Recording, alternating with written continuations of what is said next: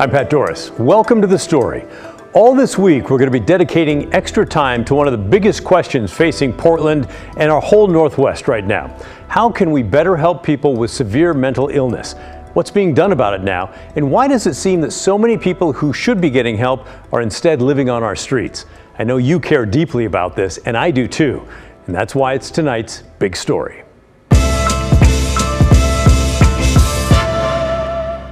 Investigative reporter Evan Watson spent months looking into a process called civil commitment. That's where the state forces someone to get mental health treatment when they refuse to do so voluntarily. In episode 1 of our series called Uncommitted, Evan shows how high standards for civil commitment in Oregon and Washington may actually fuel a cycle that fails people with severe mental illness.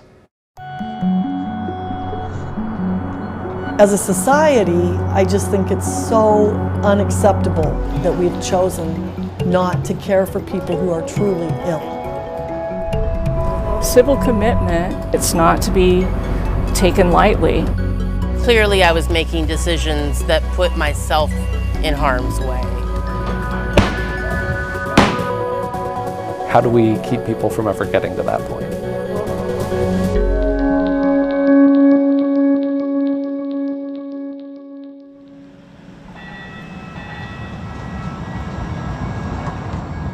On May 24th, dozens of Portland police officers rushed to the MAX stop at Cascade Station, not far from the Portland International Airport.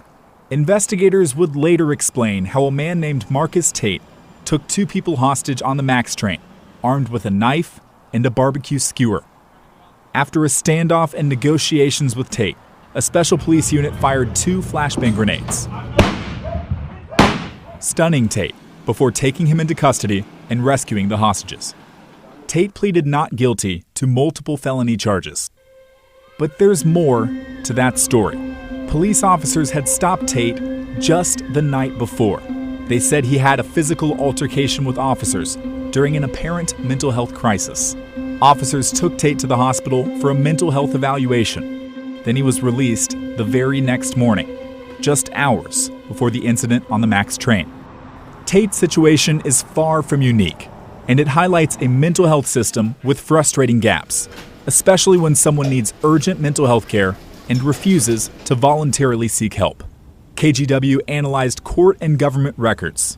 We found less than 7% of people in Multnomah County who were considered dangerous enough to warrant a forced mental health hold received a civil commitment ruling from a judge. Police also report that hundreds of times each year, they take someone to a hospital for mental health care only to later encounter them again, experiencing another apparent mental health crisis.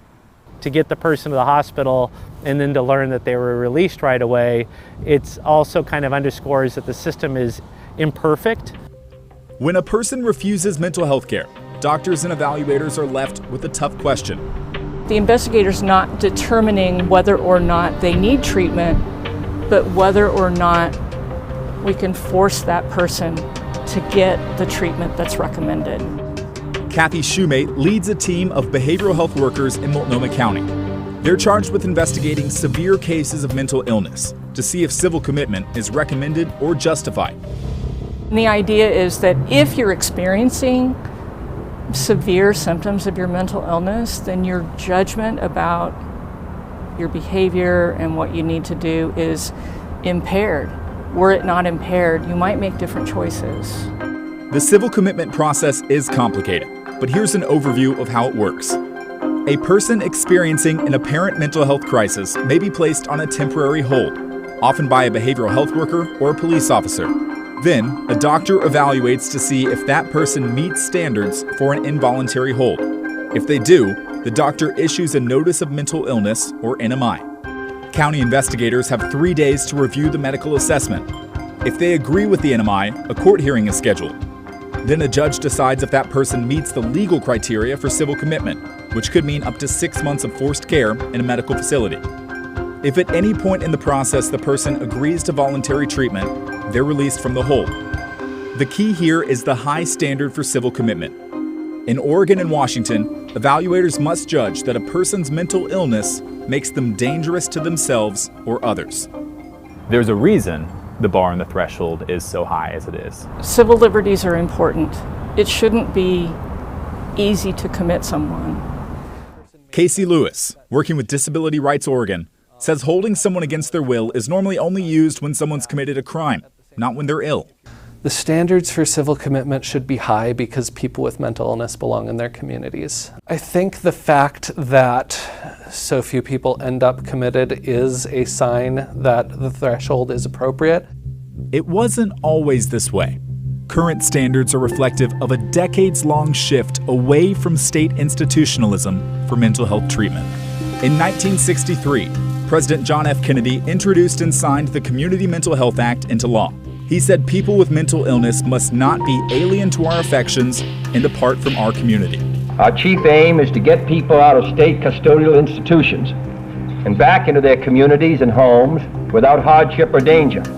A year earlier, Ken Kesey's novel One Flew Over the Cuckoo's Nest was published, criticizing mental health treatment. The book was set in an Oregon psychiatric hospital. Over the decades to come, states adopted new civil commitment laws and shifted responsibility from state hospitals to counties. Data from the State Library of Oregon shows there were more than 5,000 beds in use in state mental hospitals in 1954.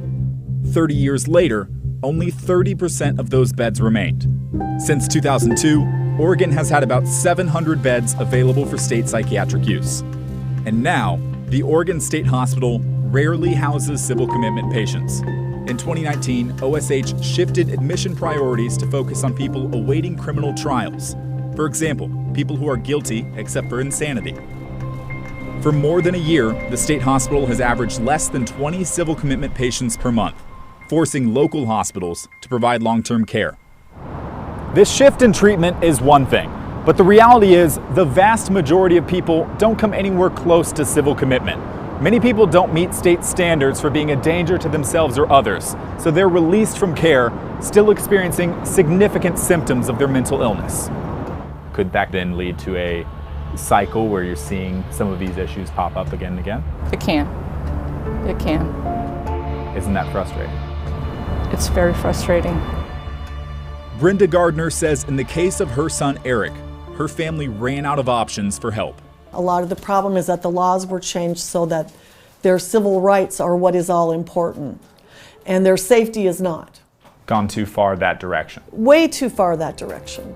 If someone refuses treatment, housing, or help, she says we've accepted a system that fails to help people when they need it. But as far as I'm concerned, the homeless situation is an open-air psych ward. It's those people that should be in psychiatric facilities or in supported housing with a caseworker that checks on them, are instead living on the streets and being treated like animals. Evan joins us now. Evan, fascinating report, and I really found it interesting, that historical piece that you had with the Kennedy speech and everything. And it just seems like the number of beds obviously are nowhere near what they used to be, and people are out in our communities now. Yeah, it speaks to the preference in where we got here. Maybe in the past, in the 50s and 60s and 70s, potentially historically abuses, and looking at that with the state institutionalism in the system, they moved into more a community-focused route. But now the question becomes, where is that balance in between those two? Well, and I have to say, I really kind of resonated with that mom at the end who was saying, gosh, it's probably swung too far to the way of allowing people to do whatever they want. What do you think about that?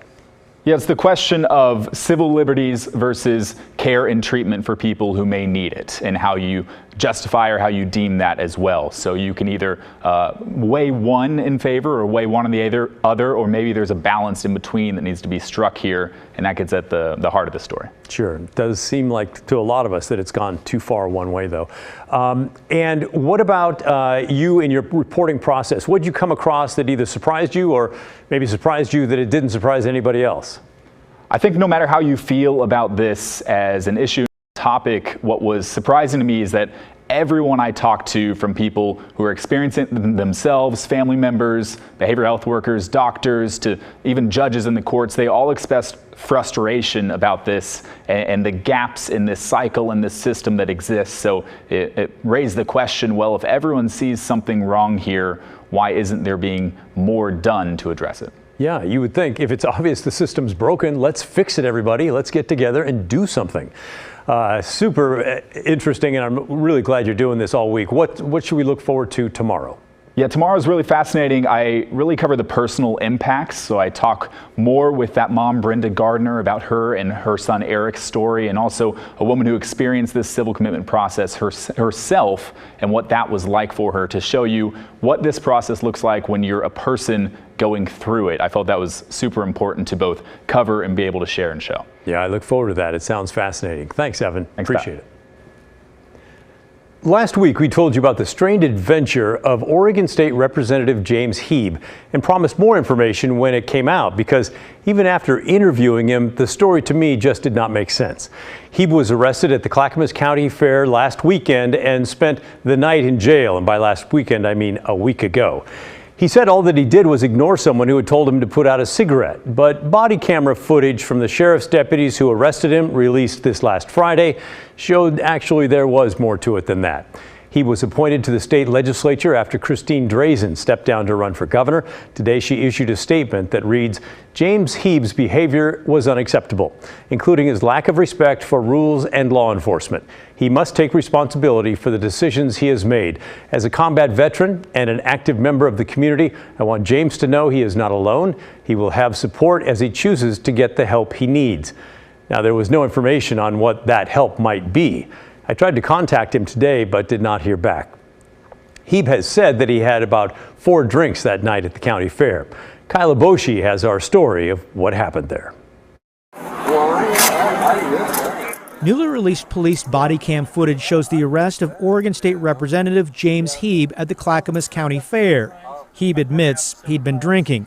The Republican from Canby was handcuffed on August 17th after refusing to give his ID, then booked into the county jail. In the video, Hebe acknowledges he's a public official and wore a campaign shirt. You hear me out? If you're running for political office, probably not the look you want to get going down here. Yeah. Several calls from employees telling us that you refuse to put out a cigarette and refuse to leave. That's not cool. Yeah. Oh, I didn't get told to leave. Well, I think you did. Do you have ID on you by chance, man? Yeah. Can I see that? No. Okay. No, I can't show you my ID. Deputies then put Hebe into handcuffs and removed a firearm from his hip. During further questioning, Hebe downplayed his interaction with fairground staff, which asked him to put out a cigarette and leave. Smoking is not allowed on fairgrounds property. Some lady just walked up and was just like, you and your cigarette. Right? Long story short. And Do you know that lady works for the fair that told you to put that cigarette out? do you know how many people work for the fair or the fairgrounds or? Yeah, okay. Anybody can say, hey, I work for the fair. Okay. Deputies tried repeatedly to calm Hebe down and encouraged him to cooperate, suggesting they would issue him an exclusion notice from the fairgrounds and then drive him home. Instead, the state lawmaker challenged deputies to arrest him. Wait, you reaching on my arm. You're about 2 seconds from going to the ground. Chill out. Well, there we go. Alright, we're not Go gonna ahead. play this game. Hurt me. Go for it. What are you gonna do? Why are you acting like Why the just chill. Wrenching on my arms? You're not acting like an adult right now. Why are you wrenching on my arms? I never tried to do anything. I just wanted to leave. And we I wanted to leave. Why? All right. I just wanted to walk home and leave. For your safety, we can't let you walk, and that's why I offered Oh, to yeah? let you drive. Yeah. But now, due to your behavior, you're going to go to Clackamas County Okay. Jail. Yeah. Okay. Okay. He was arrested on suspicion of disorderly conduct and interfering with a peace officer and booked into jail. I talked briefly with the Clackamas County District Attorney's Office today, and they are still reviewing the case here and have not decided if he will be charged or not. They told me that could take a few weeks to decide. A Southeast Portland homeless camp stopped a 6-year-old handicapped boy from safely getting to his school bus. And it took hundreds of emails and phone calls to the city to get things cleared up. It's absolutely remarkable that no one responds. No one seems to care. Obviously, we feel like these individuals get more rights than we do. We're hearing from someone living in that camp who says there's no incentive to leave the area or find shelter. And we have an update from the city on just how many homeless campsite reports they're getting every week when the story returns.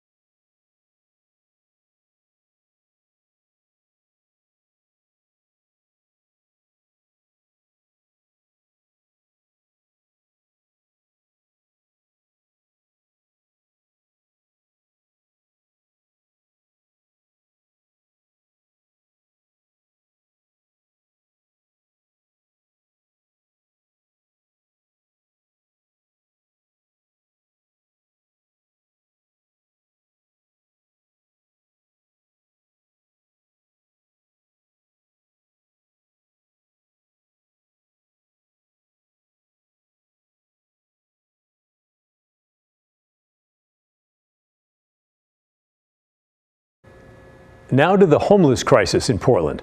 A camp on the southeast side of town has been making neighbors feel unsafe for months. We first went to the area back in July, but were recently told it had gotten worse. Worse to the point that a 6-year-old boy with a disability could not safely get to his school bus. Blair Best tells us what it took to get the city out there to clean up the camp. Drug use, garbage, rats, and violence became an all too common sight outside the homes in this neighborhood off Southeast 80th and Rhine. At 8 o'clock in the morning, there's folks that are, smoking meth, they're shooting up, there's domestic violence, and it's absolutely absurd. Nathan Lamb has lived in the neighborhood for 6 years. There's multiple times where you have to come out with slumped over individuals and say, hey, my son's handicap bus is coming in about 5 minutes. Can you please move along? He and his neighbors spent months trying to get the city's attention. It took hundreds of emails and phone calls until the rapid response team showed up Monday morning. Is it shocking to you that it takes such a struggle in order to get some action? Absolutely. It's absolutely remarkable that no one responds. No one seems to care. Obviously, we feel like these individuals get more rights than we do. Rapid response crews spent about 2 hours clearing the campsite. Many who live in this neighborhood say it's just a matter of time before the homeless move right back in. I'm not going to hold my breath. Rebecca Phillip also lives on Southeast Rhine. She's moving to Washington next month due to the camps. We're done with Portland. Yeah, so we're moving over there. Watching the camps get cleared doesn't change her mind. We've had many camps moved out of here, and as soon as they clear them out, they move right back in. We're human too, you know what I mean? We're just on hard times right now. Medina Dewan was one of the people living in the camps. And I felt bad for the neighbors because, the friend that I was coming over seeing was camped out in front of the house. So I'm like, not only are you guys bringing down the property damage, but this lady don't want to see the you know what I mean? She tells us watching the city clear the site gives them no incentive to leave the area or go into shelter. I mean, it's like, well, thank you for cleaning up the tampons and the booty juice and the, you know what I'm saying, the shaham shalom that's left on the ground. We appreciate that. But 2 seconds later, all that about to be back on the ground. You know what I mean? Because we don't have a place to stay. We're on drugs, and that's just what it is, you know? Last week, the city received 3,140 new campsite reports. 1,180 of them were along Southeast Powell Boulevard. That's 1 block away from the camps on Southeast Rhine. They cleaned 14 and removed 64. If you move someone away from the situation, you gotta give them a solution, right? Because there's a problem, but what do you do to solve it? You know what I'm saying? Each time the city clears a homeless campsite, they offer the campers free transportation to a shelter and a place to store their things. But it's up to the homeless to decide if they want the help or not. In Southeast Portland, Blair Best, KGW News. Still ahead tonight on The Story, wildfire season was slated to be high risk this year, but we've been fairly lucky so far. However, a drought is now making some areas very vulnerable. Meteorologist Joe Ranieri has an outlook on the rest of the wildfire season coming up next.